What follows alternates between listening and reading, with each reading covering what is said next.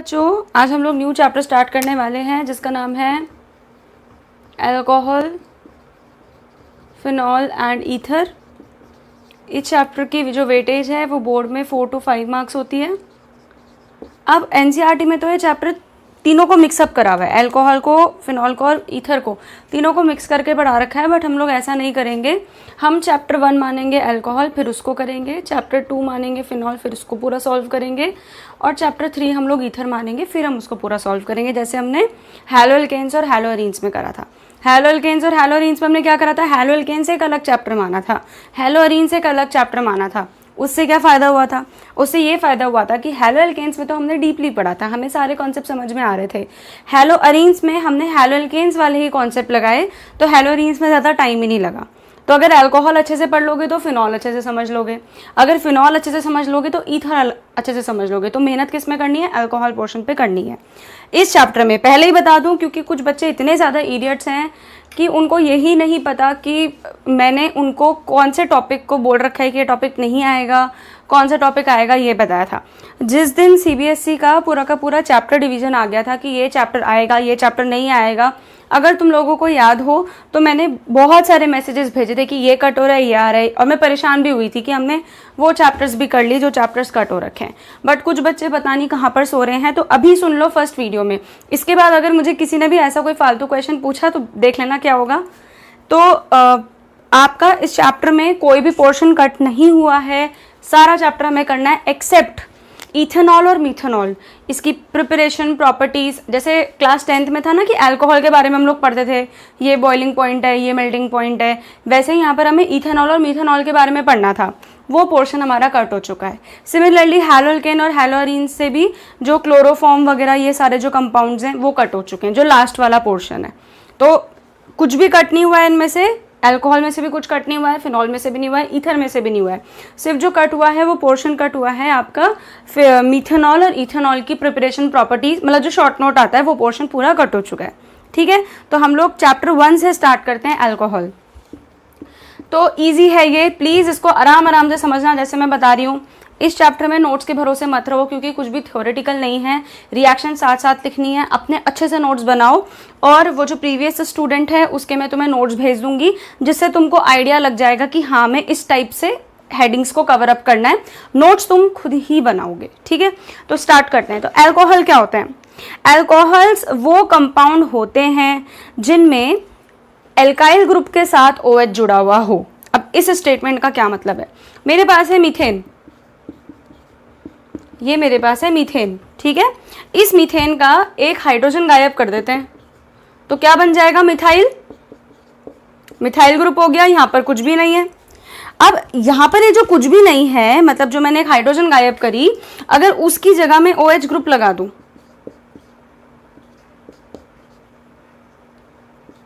तो जो कंपाउंड मिलेगा उसको हम लोग बोलेंगे अल्कोहल। तो alcohols are the compounds containing hydroxyl group attached to the alkyl group। जब alkyl ग्रुप में ये OH ग्रुप को हम लोग बोलते हैं हाइड्रोक्सिल ग्रुप। ठीक है, ये जो OH ग्रुप है इसको हम लोग बोलते हैं हाइड्रोक्सिल ग्रुप। तो अगर एल्काइल में हाइड्रोक्सिल ग्रुप ऐड हो जाए तो जो रिजल्टिंग चीज बनती है उसको हम लोग क्या बोलते हैं? अल्कोहल बोलते हैं। ठीक है, ये वाली चीज समझ में आ गई। अब नेक्स्ट आता है इसके बाद हमारे पास, आज तो बहुत बेसिक क्लास चलेगी, आज बहुत ज्यादा नहीं बताऊंगी मैं इसमें। अब आता है हमारे पास concept of primary, secondary and tertiary alcohol. Easy है, तुम्हें पता है वाला चैप्टर ज़्यादा मुश्किल नहीं है, बट अपना दिमाग अच्छे से खोल के रखना तो समझ में आ जाएगा। अब आता है हमारे पास concept of primary, secondary and tertiary alcohol. तो primary, secondary and tertiary alcohol का क्या मतलब होता है? तो मान लेते हैं ये OH है और ये हीरो कार्बन है। मैंने तुम्हें हैलोअल्केन में भी सिखाया था। हीरो कार्बन कौन सा कार्बन होता है? जो मेन कार्बन होता है जिससे फंक्शनल ग्रुप जुड़ा हुआ हो। तो ये कार्बन है, इससे OH जुड़ा हुआ है।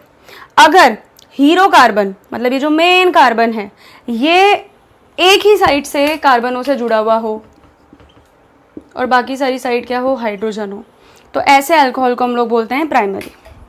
ठीक है, अब ये मेरे पास हीरो कार्बन है। अगर ये हीरो कार्बन, थोड़ा इसको पीछे रखती हूँ फिर दिखाई देगा।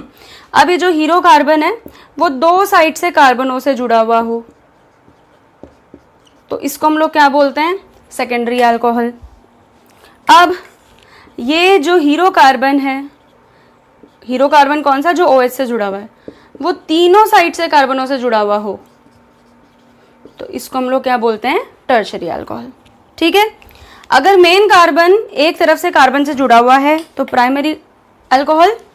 अगर हीरो कार्बन दो साइड से कार्बनों से जुड़ा हुआ है, नो मैटर कितने भी हाइड्रोजन है, सेकेंडरी अल्कोहल। अगर जो हीरो कार्बन है वो तीनों साइड से कार्बनों से जुड़ा हुआ है तो उसको हम लोग बोलते हैं टर्शरी अल्कोहल। ठीक, इसका एक एग्जाम्पल लेकर के चलते हैं। जैसे मान लेते हैं हमारे पास ये वाला कंपाउंड है CH2OH, इधर मिथाइल, इधर मिथाइल, इधर मिथाइल। हमें इसका नेचर समझाना है कि प्राइमरी है, सेकेंडरी या टर्शरी है। तो पहले हीरो कार्बन को ढूंढो। हीरो कार्बन कौन सा होगा, इसको खोल दो इस तरह से। हीरो कार्बन कौन सा होगा, ये होगा, ये आपका हीरो कार्बन है। ठीक है, अब ये हीरो कार्बन OH से जुड़ा हुआ है, that is why it is a hero carbon. अभी हीरो कार्बन कितने साइड से कार्बन से जुड़ा हुआ है, एक ही साइड से। ये हीरो कार्बन है, एक कार्बन पे कितने बॉन्ड्स बनते हैं, 4 बॉन्ड्स बनते हैं। तो 1 बॉन्ड, 2 बॉन्ड, 3 बॉन्ड, 4 बॉन्ड। इन चारों में से कौन सी साइड पे कार्बन है, कितने कार्बन, कितनी साइड पर कार्बन है, एक ही साइड पर तो है कार्बन, 2 साइड तो हाइड्रोजन है, तो ये वाला कौन सा क्या होगा, प्राइमरी। ठीक है, एक और एग्जाम्पल लेकर के चलते हैं। अगर ये कुछ इस तरीके से होता कंपाउंड CH3 CH2OH। अब हमें पता करना है कि प्राइमरी है, सेकेंडरी या टर्शरी है। तो पहले इसको पूरा खोल दो। हीरो कार्बन कौन सा है, ये एक ही साइड से कार्बन से जुड़ा हुआ है, तो ये भी क्या होगा, प्राइमरी। जो जो मैं लिख रही हूँ उसको पॉज करके तुम भी लिखते रहना। एक और एग्जाम्पल, कार्बन है CH3 CHOH। मान लो ये मेरे पास कंपाउंड है, तो उसको पूरा खोल दो। हीरो कार्बन कौन सा है, ये 2 साइड से कार्बनों से जुड़ा हुआ है, तो ये कौन सा ग्रुप होगा, सेकेंडरी। ये सेकेंडरी हमारे पास अल्कोहल है। अब एक और एग्जांपल लेके चलते हैं। ये कार्बन यहाँ पर तीनों साइड से कार्बन से जुड़ा हुआ है, तो ये कौन सा एग्जांपल हो जाएगा, टर्शरी। अगर यहाँ पर कुछ ऐसा लिखा जाए C3H7, हमें इससे मतलब नहीं है कि कितने कार्बन जुड़े हुए हैं, हमें इससे मतलब है कि मेन कार्बन के तीनों साइड से कार्बन जुड़े हुए हैं, चाहे 1000 कार्बन जुड़े हुए हों, रहेगा तो कि मेन कार्बन से तीनों साइड से कार्बन जुड़े हुए हैं, that is a tertiary alcohol. ये कंप्लीट हो गया। ठीक है, नेक्स्ट आता है हमारे पास, वीडियो पॉज करके अपने आप नोट्स बनाते रहना, साथ साथ इन्हीं एग्जाम्पल्स को लिख लेना। और इस लेक्चर के बाद मुझे कुछ बात भी एड्रेस करनी है तुम लोगों के लिए। अभी मैं P ब्लॉक तक चुप हो रखी थी, खैर वो बाद में देखेंगे। तो अब आता है हमारे पास आगे अल्कोहल।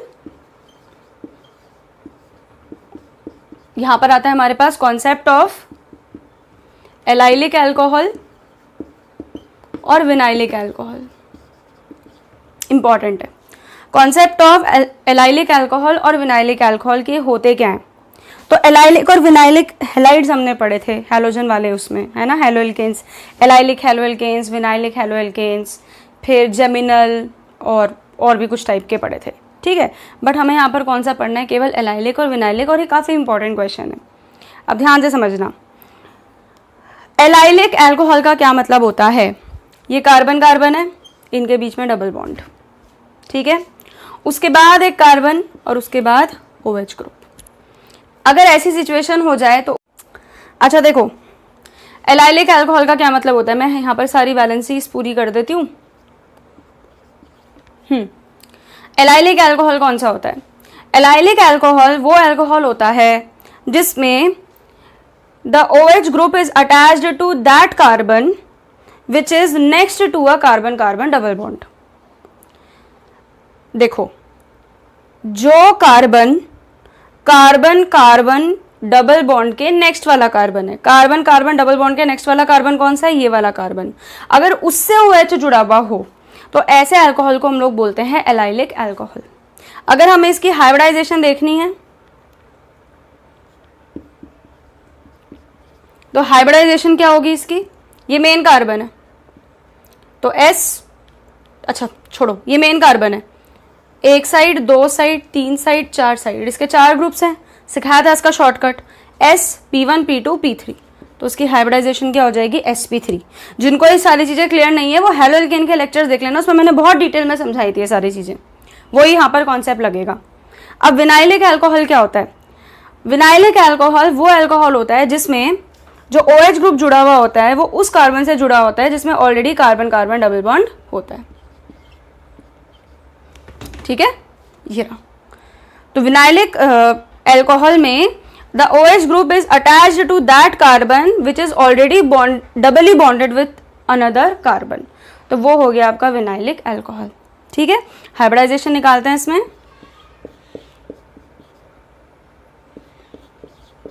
ये हीरो कार्बन है, 1 ग्रुप, 2 ग्रुप, 3 ग्रुप, तो sp1 p2, तो इस वाले कार्बन की हाइब्रिडाइजेशन स्टेट क्या होगी? sp2 hybridised. ठीक है, ये हो गया। अब एक और कैटेगरी पढ़ते हैं इसके बाद हम लोग,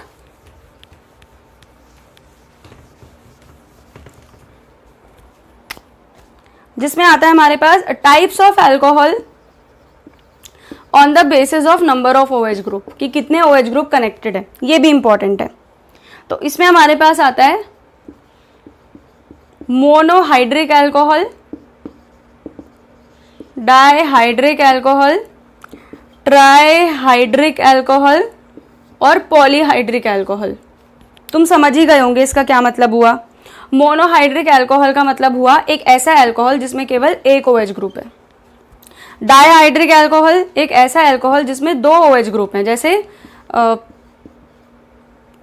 ये हो गया, बाकी वैलेंसीज पूरी कर लेना।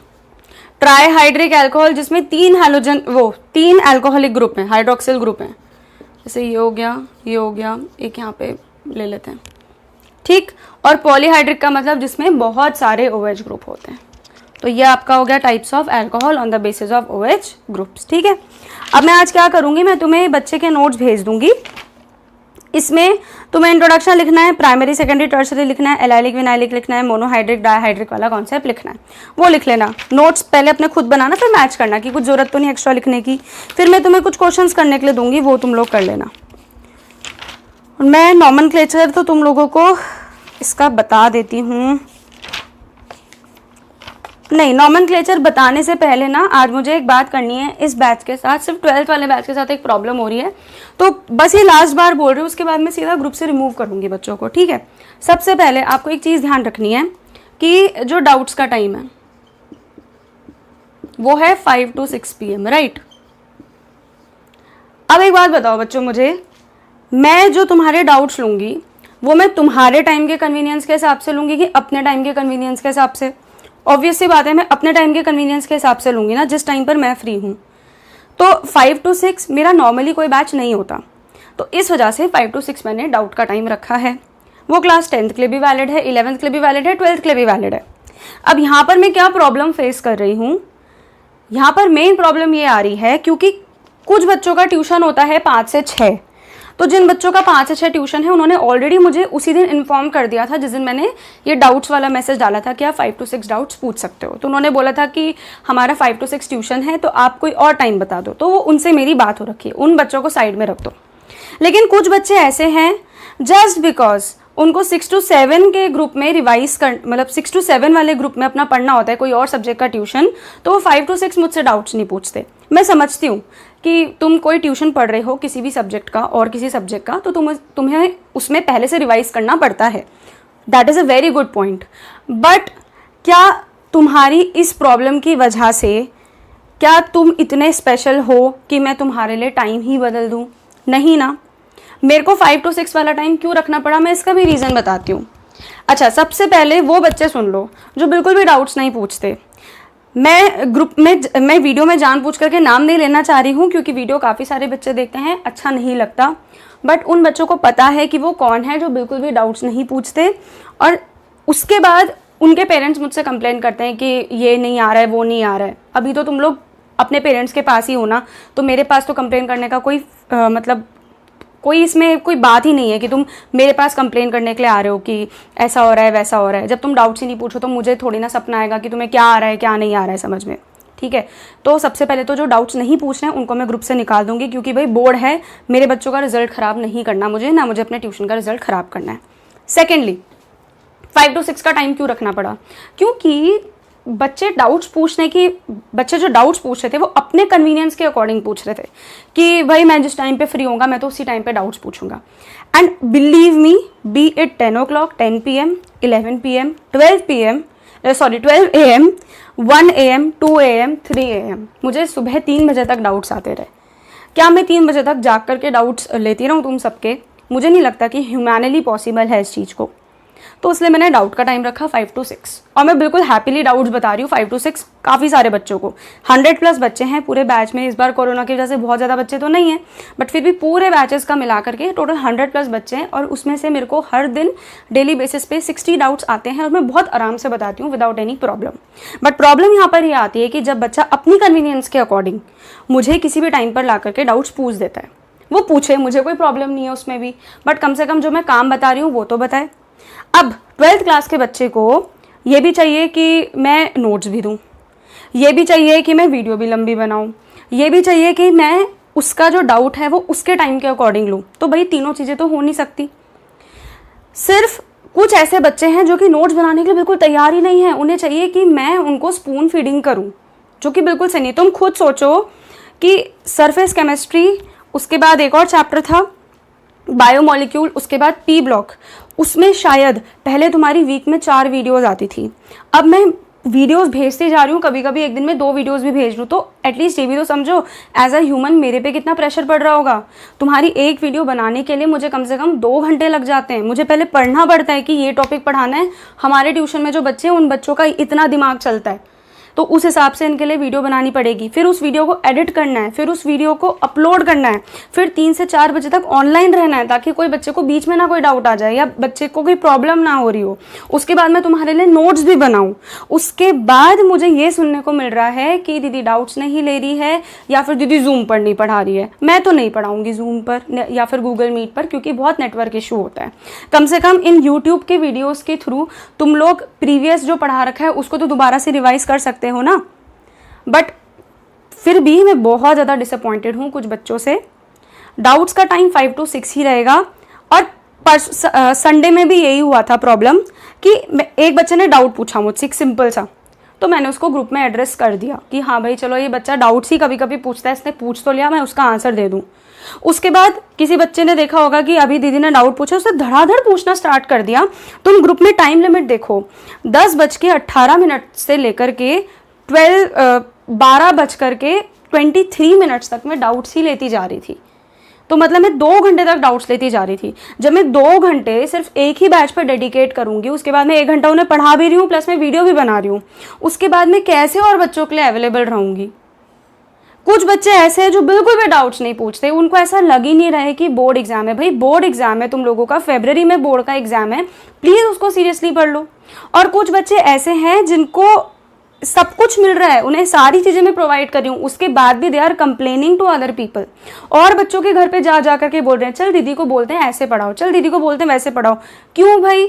Just because you think that you are very very intelligent, just because you think that you can give a lot of good results to us. पर ऐसा तो नहीं है ना, पिछले साल 12th क्लास को तुमने तो रिजल्ट नहीं दिया ना, उसको 12th के बच्चों ने ही दिया होगा। तो मेरे दिमाग में ये सारी बातें कलेक्ट हो रही है, और इस वजह से मुझे तुम्हारे बैच से प्रॉब्लम हो रही है। अब मैं अपने हिसाब से चलूँगी, जिसको उसके अकॉर्डिंग चलना है तो चलो, जिसको नहीं चलना है छोड़ दो, क्योंकि हम लोग इतने चैप्टर्स तो कर चुके हैं कि तुम्हारे कम से कम 40-45 मार्क्स आउट ऑफ 70 आ ही जाएंगे, तो तुम्हें ज़्यादा परेशान होने की भी ज़रूरत नहीं है।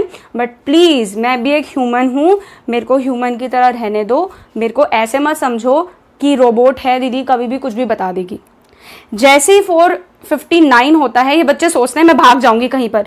जब मैंने ऑलरेडी एक ग्रुप में भी वीडियो डाला कि हम लोग प्लान कर रहे हैं कि हम लोग एनसीईआरटी का एक एक क्वेश्चन तुम्हारे लिए सॉल्व करेंगे, तो तुमको क्या प्रॉब्लम हो रही है? तुम लोग इस तरह से ट्रीट कर रहे हो मुझे एज इफ कि मैं कहीं भाग ही जाऊंगी, और डाउट्स पे डाउट्स पूछते जा रहे हो बहुत सारे। तो कहने का मतलब ये है, सबसे पहले, क्योंकि मैंने सारा मिक्स कर दिया गुस्से में, ये है सबसे पहली चीज़, जो बच्चे डाउट्स नहीं पूछ रहे हैं वो डाउट्स पूछ लो, जो बच्चे डाउट्स पूछ रहे हैं वो पूछो। 5 to 6 के बीच में पूछो। अगर तुम्हारे बहुत सारे डाउट्स हैं, 20-25 डाउट्स हैं, तुम वो भी पूछो, मुझे कोई प्रॉब्लम नहीं है। बट मैं उन्हीं बच्चों के डाउट्स क्लियर करूँगी जो मेरे को मेरा बताया हुआ काम दिखा रहे हैं। मैंने अगर बोला कि आपको इस पर्टिकुलर ग्रुप के नोट्स बनाने हैं, तो out of 30 students in this group मेरे पास हर दिन कम से कम 22-23 बच्चों के नोट्स की फ़ोटो आ जाती है। बाकी जो बच्चे हैं वो नोट्स की फ़ोटो भी नहीं भेजते, और साथ साथ में उन्हीं बच्चों के सबसे ज़्यादा डाउट्स भी रहते हैं। और कुछ बच्चे तो इतने बेसिक चीज़ें पूछते हैं जिसमें मैं बोलती हूँ कि भाई ये इस वाले लेक्चर में है, इस वाली वीडियो में है, देख लो, वो देखना ही नहीं चाह रहे हैं। तो प्लीज़ माइंडफुली काम करो, डाउट्स पूछो। सबसे पहली बात डाउट्स पूछो। सेकेंडली 5 to 6 के बीच में ट्राई करो डाउट्स पूछने का। जिनके एग्ज़ाम्स आने वाले हैं उनको मैं जब बताऊंगी तब वो पूछेंगे। थर्डली, अगर तुम मेरी बात नहीं मानोगे तो मैं भी तुम्हारा कोई भी हेल्प नहीं कर सकती। फोर्थ पॉइंट, अगर तुम मुझसे एक्सपेक्ट कर रहे हो कि मैं तुम्हें पढ़ाऊँ भी, ऑब्वियसली मैं पढ़ाऊँगी, तुमसे पैसे जो ले रही हूँ ना जैसा तुम लोग कहते हो, तो खैर, जो अगर मैं तुम्हें पढ़ाऊँ भी, तुम्हारे डाउट्स भी लूँ, तुम्हारे लिए हर वक्त अवेलेबल रहूँ, तो प्लीज़ तुम लोग किसी थर्ड पर्सन के आगे कुछ भी जजमेंटल ऐसी बात मत बोलो कि वो बच्चा मुझे आकर के बताए और तुम्हारी इमेज मेरे मन में डाउन हो। तुम कितने भी अच्छे बच्चे हो जाओ, पर अगर तुम टीचर की रिस्पेक्ट नहीं करोगे ना, तो तुम किसी भी लायक नहीं हो। तुम सिर्फ एक कागज़ के टुकड़े पर ही तो पूरे 100 में से 100 मार्क्स ले आओगे, लेकिन बीइंग अ ह्यूमन तुम तो फेल हो चुके हो ना। तो बस इसको यहीं पर एंड करते हैं, और अब इस वाले चैप्टर में प्लीज़ सीरियसली पढ़ लेना, ठीक है? ओके।